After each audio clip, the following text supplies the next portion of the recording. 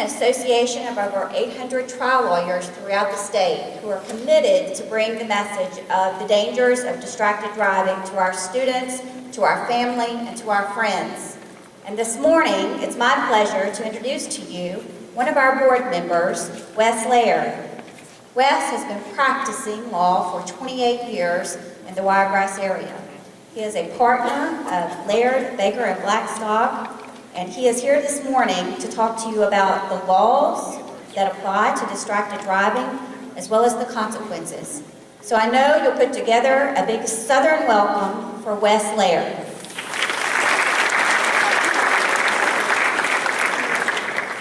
Thank you, Johnny, and I would like to say thank you to all who were involved in helping put this program together for this morning. Nothing could be much more important in your lives, nor in ours. And I'd like to thank Mike Lutzenkirchen for his presentation. It's quite an honor to meet him, and give him another round of applause. Quite a way to honor his son. Well, and holding a microphone and a mouse to operate PowerPoint is kind of like driving and texting. We're going to talk about some of that. So it may not be the easiest thing in the world for me to do. The first thing I want to do is tell you about Roscoe and Boudreaux. Roscoe and Boudreaux were on a long trip through Louisiana when they got stopped by a state trooper. They were, at the time they were stopped, they were passing on a hill. And so the state trooper stopped them, and Roscoe was driving. State trooper was arguing with Roscoe about what he had done.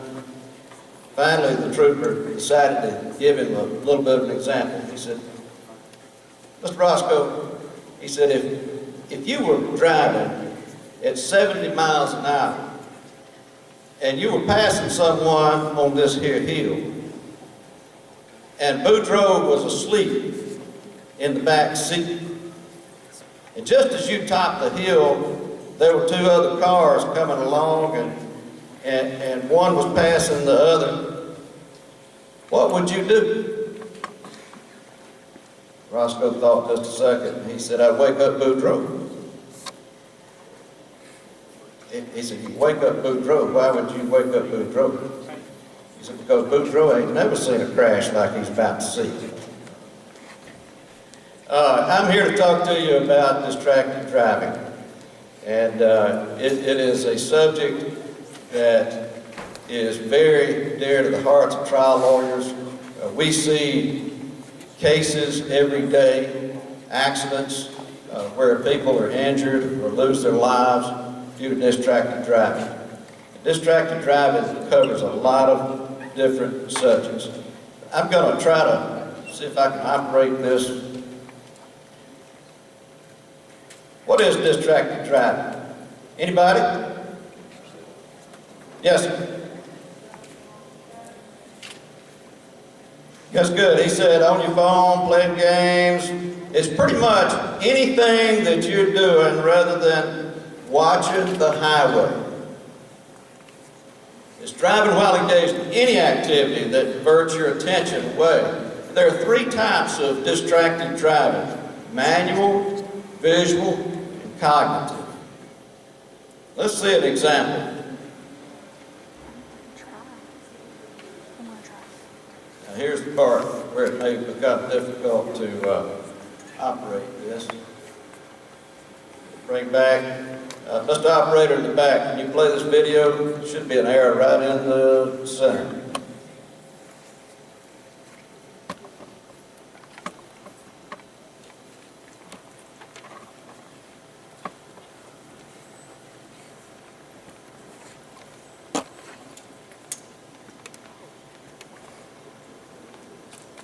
Yes, video. Let's see if we can get a little technical assistance behind me.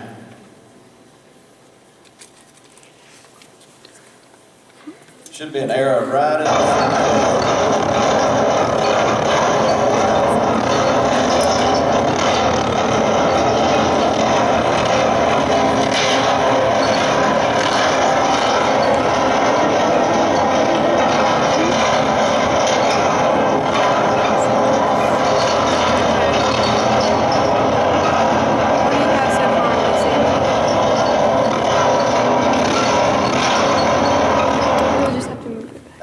be on that bus. A little scary, crazy, selfish. Why is he selfish? He's filling out his driver logs as he's going down the highway because he doesn't want to take up his own time to do what he's supposed to do. Here you've got all three types of distracted driving. You've got manual. You see where the circle is. His hands are down on the bottom of the steering wheel, writing on a piece of paper with a pen in his hand. You have visual because why? His eyes, where are they looking? They're looking down, they're not looking at the highway. And you've got the third type, cognitive. What does cognitive mean? That's right, what you're thinking. What are you thinking at the time? What are you thinking about at the time? He's thinking about his driver logs. He's thinking about logging in so that he can comply with the law on logs and log in so he can get paid. And he's not thinking about driving down the highway. This is Casey Feldman. She was killed in a car accident in 2009. Her father, Joel Feldman, was a trial lawyer up in Pennsylvania, and he founded the End Distracted Driving Foundation, and that's what this presentation is about. How many of you have driven distracted? How many of you are drivers, first off? Raise your hand if you're a driver. Well, I'm going to tell you, I've driven distracted. Now, how many of you have driven distracted? Yes. You know, I used to do it all the time. I'm sad to say. And I'm fortunate that I didn't cause a wreck, cause an accident. But I used to be the world's worst about texting going down the highway. Yes, 52-year-olds can text too. They probably don't do it quite as effectively, but you don't have to be a young person to fall into this habit of texting and driving. And I would text and drive. My wife would get on to me about it. Other people in the car would get on to me about it. But I thought that I was just as safe a driver going down the highway and texting and taking care of my business as I was driving until 2 or 3 times in a row I kind of ran off the highway and pulled back on. Almost missed a red light a time or two. So I finally got the message. It's time to put the cell phone down and pay attention to the highway. Do your parents drive distracted? Raise your hand if you've seen your parents drive distracted. Wow, yeah, they're a lot like me. Well, they're your role model, I'm sure, many of you, and you've got other role models probably, and you're probably a role model to certain people in your lives. And you can be a better role model by helping protect your friends and your family from accidents, by discouraging them from texting, talking on a cell phone, eating. Who knows what the law is on cell phones in Alabama? Anyone? I believe it's that if you're 16 or 17 years old, you cannot even talk on a cell phone and drive because it takes your attention off the highway. That probably should be a law for all of us, not just 16, 17-year-olds. They singled out 16 and 17-year-olds because you're an inexperienced driver, and therefore, you know, your attention, doubly so, needs to be on the highway. But as I said, we're going to see it is a distraction for all ages. One of the scariest things I've seen lately is 75-year-old little ladies on the cell phone and pulling out into traffic. And I know good and well they are not paying attention to the highway. Someone who serves as an example behavior we tend to copy as role model, can be your friends. And how's this one? For how many of you girls in here have put on your makeup going down the highway and while you're driving. A little late for school, a little late for this and that, so do a little eyeshadow, brush our hair. I'm not sure, there may be a video of this, maybe not. Here's another example. Can you tell what this guy has in his right hand? No, he has a CD in his right hand. Yeah. Just about 5 years ago, I represented the family of a guy who was on his way. He was a couple of years older than me, went to high school with me in Fort Riley, Alabama. And he was on his way to work in Andalusia one morning on his motorcycle. He worked at Shaw Industries for about 30 years. Just as he was getting into the city limits of Andalusia, there was a young man, 18 years old, 17 years old, on his way to school, high school, reaching for a CD, just like this guy. And Benji, my client, ran his motorcycle all the way down into the ditch on the right-hand side. He went off the highway trying to avoid the collision. The defendant, reaching for a CD, tried to play his CD in his truck, came all the way across the opposite lane of traffic and into the ditch on the opposite side and hit Benji head on and killed him. Yeah, these are real stories. Playing music can be a distraction, and how do most of us play music these days? Right. And so, you know, you're looking down at your phone, trying to select the right artist, the right song. Now this isn't the music that I want to play, and so taking our eyes off the road. There are many types of distracted driving. And there's two sides to it. Why do we use our cell phones for calling or texting while we're driving? That's a good one. Speak up. Want to know? Say that again.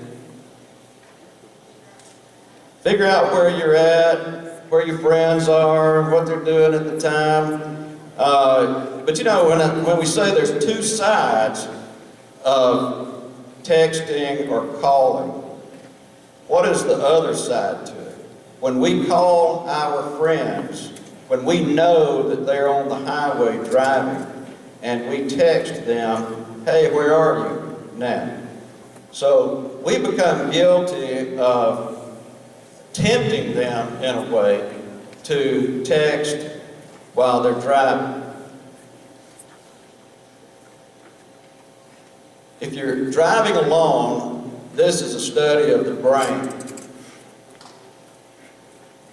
This is a study of the brain when you're listening to someone talk. And this is when you're talking or doing something else. It's cognitive distraction. It's inattention blindness. What do we mean by that? We don't see the things in front of us on the highway, even though they may be within our vision. If we're thinking about something else, then we may not see that red light, or we may not see that car pull out in front of us in time. It's failure to notice an unexpected stimulus in one's eyesight when other attention-demanding tasks are being performed. It's looking but not seeing. I gave you some examples. The cognitive demands of the cell phone narrow our field of vision.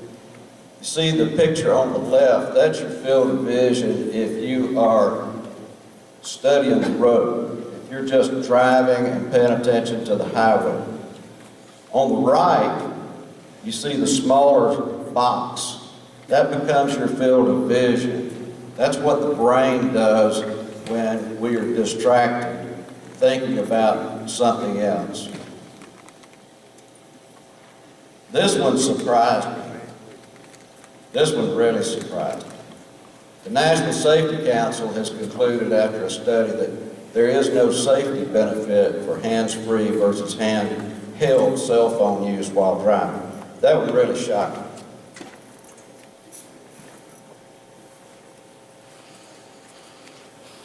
What's the comparison between distracted driving and drunk driving? I'll tell you what, let's have a show of hands. How many think that a .08 alcohol level is more dangerous than cell phone use? Raise your hand. A few. How many think that it's the opposite? A few more, that's good. Because actually, it's about the same. Distracted driving perception and reaction time. 1.5 seconds to react. And for every 10 miles per hour we travel, about 15 feet per second. Or 50 miles per hour, 75 feet per second. So the studies have shown that it creates risk very similar to drunk driving at .08 blood alcohol level. You're 4 times greater, there's a 4 times greater likelihood of being in a crash. Driving while talking on a cell phone results in a 4 times greater likelihood of being in a crash. During 1 year of my trial practice, I had 2 cases just outside of Enterprise that took place within 100 yards of each other. One was an elderly couple on their way back from the doctor's office, and a young man who had just finished college at Auburn was reaching for his power bill that had fallen in the back floorboard, and he hit them head on. They were broken up head to toe, spent several weeks in the hospital. The other crash was 100 yards past down the highway. Both, there's kind of a double curve. There's a curve, a straightaway, and another curve. As they're about 100 yards apart. The other crash, there's another elderly couple that was hit head on, and both of them died by a teenager from Samson who was talking on the cell phone. These cases are real. How long does texting on average take a driver's eyes off the road? Anybody know what's the average length of time it takes to type and send a text? 4 seconds. Excellent. Did you cheat? Did you look at the answers ahead of time? That's a good answer. That's the correct answer. 4 seconds, more than 4 seconds. About 75 feet per second, or 400 feet in 4 seconds. This is just at 50 miles per hour. It's a lot farther down the highway at 60, 65, or 70 miles an hour. 300 feet, 4 seconds. That is the length of a football field.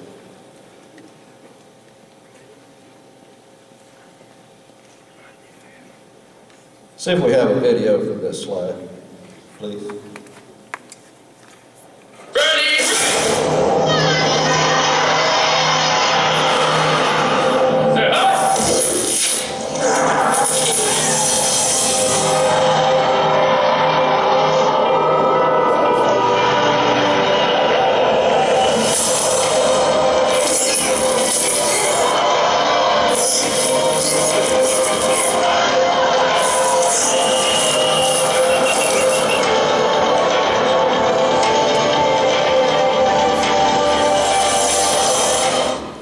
Like a wide receiver couldn't catch a pass if he's texting down the field. It's difficult to drive without. Same thing would happen to you. It's like football hitting him in the head.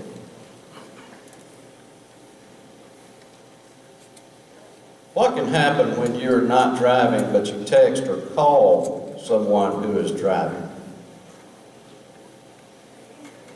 Let's play this video, please.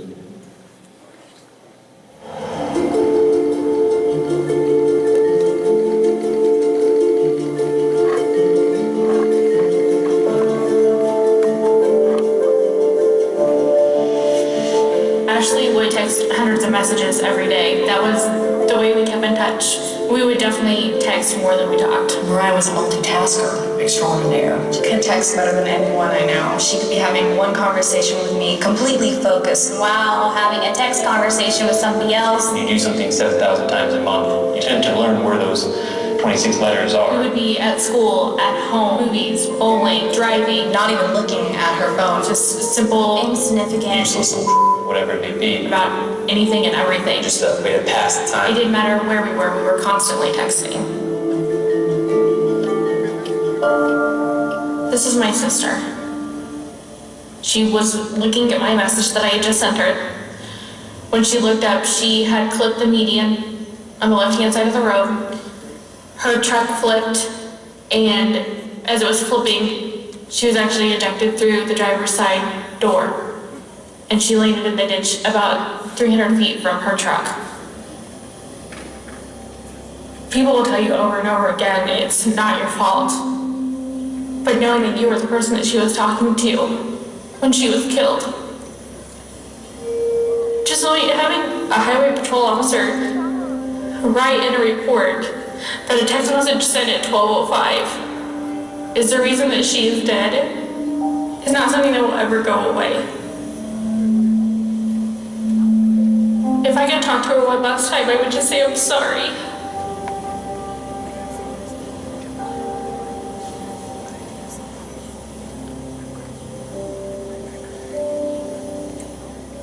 This is her cell phone that she used in the accident. 4 little letters. That's what killed her. Sad case. How would you like for the last thing that your friend did before they died in a car accident to be reading your text? You know, that one, to me, makes us think. She feels responsible for her sister's death. Probably something she'll never get over. It can be scary being in a car with a distracted driver. How many of you have ridden in a car with someone who was texting? Pretty scary? What do you do? Grab the wheel. I've done that too. Yeah, that's a good answer. You know, offer to text for them.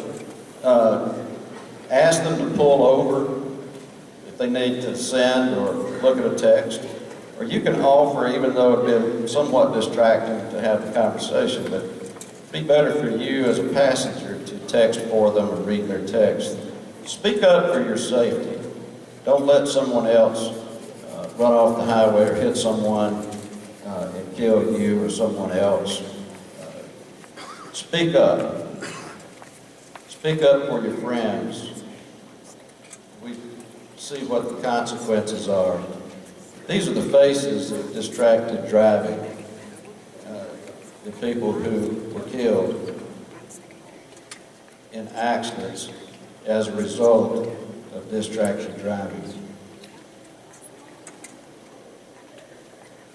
Knows no age barrier. This is Casey Feldman's story.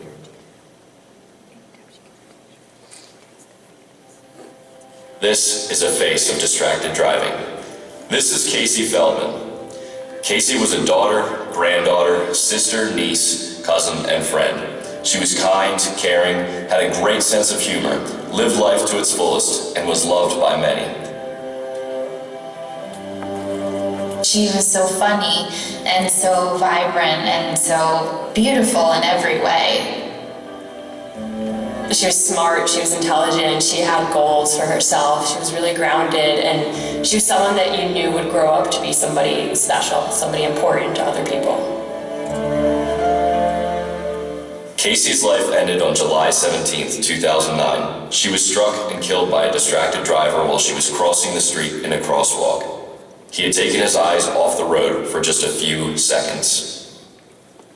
It was the first time that I ever lost somebody, a friend, and someone my age, and it made me realize that That could have easily have been me. That could have been my sister. It could have been anybody.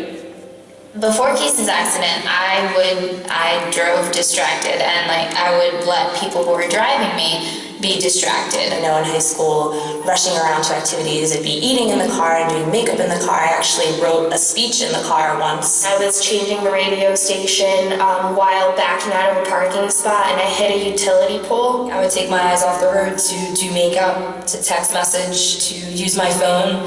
I think definitely as a teenager, when you're first driving, you do feel invincible. And driving can become a secondary task to whatever you're doing. You're basically operating a weapon. I think that people need to realize that they're operating something that has the power to change like 1,000 lives. No matter what it is you're trying to do in the car, it's not worth it. When you're driving, it's not a secondary task, it is the only task you should be doing. We must learn from Casey's death that as young people, we're not invincible. And we learned that it just doesn't happen to other people. It happened to Casey, someone that we love and miss very much. I think of Casey lying on the roadway after her accident, and when the police officer asked her how it occurred, she said, "I want my mom." And I was there to comfort her in those last moments. What will it take for us to change the way we drive? I've stopped having meals in the car. I put one CD in and I just don't change it and make sure my purse is in the back seat now, my phone is in the back seat. If I'm driving, that's the only thing I'm doing. This is the picture I have in my car of Casey to remind me to keep my eyes and mind on the road. You could do the same with a picture of somebody that you love and care about.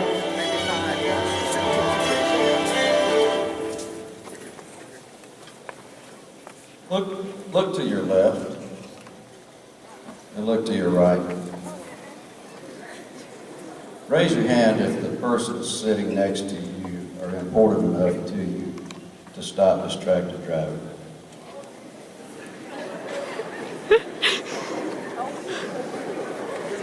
Raise your hand if you are important enough to you to stop distracted driving.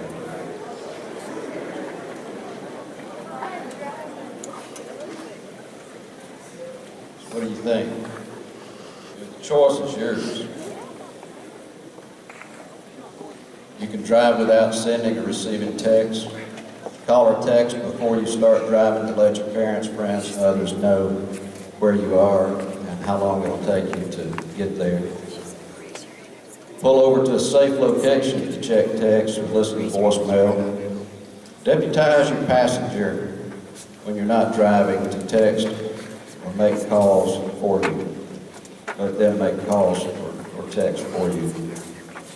When alone, turn your cell phone on or on vibrate. You probably know too there's some apps that can be downloaded.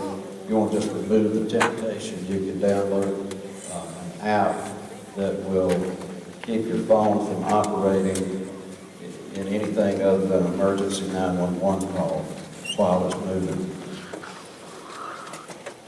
Wait to text or call others until they have stopped driving.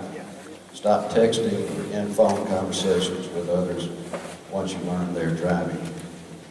Pull over to a safe location or wait until you're finished driving to eat or apply makeup.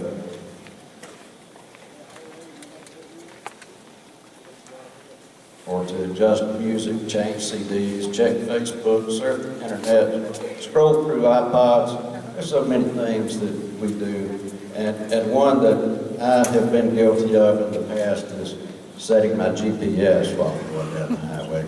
You know, there's a reason why the message comes up and says, you know, you're moving. Press this if you want to accept the responsibility of operating your GPS while the vehicle is moving. If you're being driven by a distracted driver, ask them to drive safely. As a passenger, share the responsibility for arriving safely with your driver and offer help. You know, you may even offer to drive if your passenger or if your driver needs to conduct some business or is going to be on a text or a call for a while, or is too busy texting their boyfriend or girlfriend, offer to drive for them. Stay informed, educate others, do your part.